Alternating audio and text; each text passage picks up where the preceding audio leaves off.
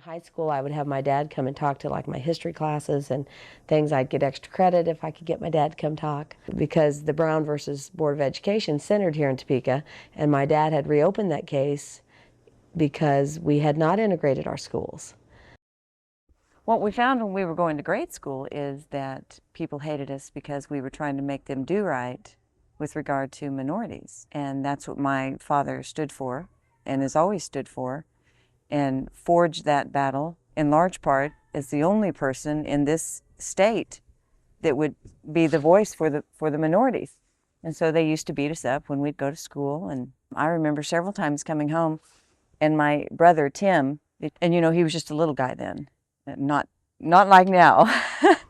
And so we'd be walking home and they'd just take off after him, and they'd just pick him, swing him around like he's some kind of, just because, and they'd call us nigger lovers, and just because we were doing what was right. And the same thing today. Because Jerry Falwell and James Dobson are trying to make money. They'll offer you what you want to hear. They'll create a boogeyman where there may or may not be one. And for the little bit of TV I ever see when they're eating, and it seems like SpongeBob is on around the hour when they're doing that. And yes, I've heard the controversy, and again, it's just silly. If they're trying to make out like SpongeBob was gay, we missed it. And thanks for bringing that to our attention, and we don't care. Well, I'm a pretty friendly person, and so it would depend on whether the person knew what my last name was as to how they would treat me. If they didn't know my last name, we would be fast friends and everyone, pretty nice, and then they would find out what my last name was and it would all change.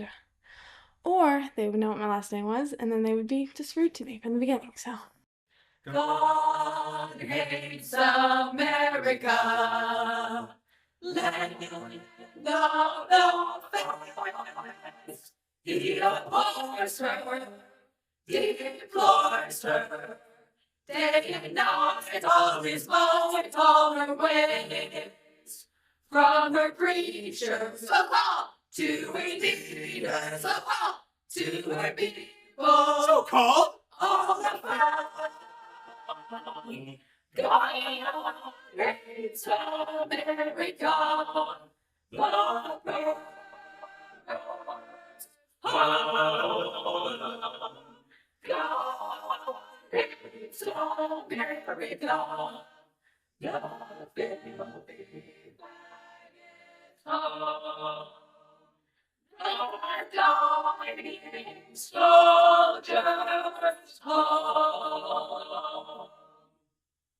We're going to tell you straight up, homosexuality ought to be a crime, and it ought to have the death penalty affixed to it.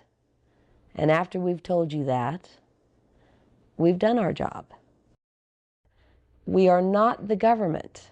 We do not have the right to put our hands on people in any kind of an illegal or violent manner. We have one authorized methodology: words. This is how you love your neighbor as yourself. You warn them that their sin is taken. That's how you love your neighbor. And in those terms, in the Bible terms, we're the only ones who can say we even love you. There's more said about the hatred and wrath of God by far in the Bible than is said about his love and mercy. The hatred of God is not an evil passion as it is with many humans. And then you can match that up with Romans 9:13, where it says, Jacob have I loved and Esau have I hated. Before those two babies were even born, God decided who he hated and who he loved. So it's nothing that you did. It's that God loved you before you're born. He chose you. And if he didn't choose you, you're doomed to hell. You're appointed to hell. For God so loved the world that he gave his one and only son. For all the believers. Yeah. And then he says those that don't believe are condemned already. Look, get on the national TV, get on it. If you can get 2020 out here like we did a few years back, do it. That's the high mountain. Will you hoist that banner so that it may be displayed because of the truth and the love of the truth? That's my job, make people mad. Doing a good job so far. My dad came out here one time to see me before he died. He said, Bubba, you're getting everybody in the world mad at you. He says, and I don't understand it. So I recommend that you not mess around about it. Why don't you just start kicking people in the shins? Get them mad right away. He didn't understand it.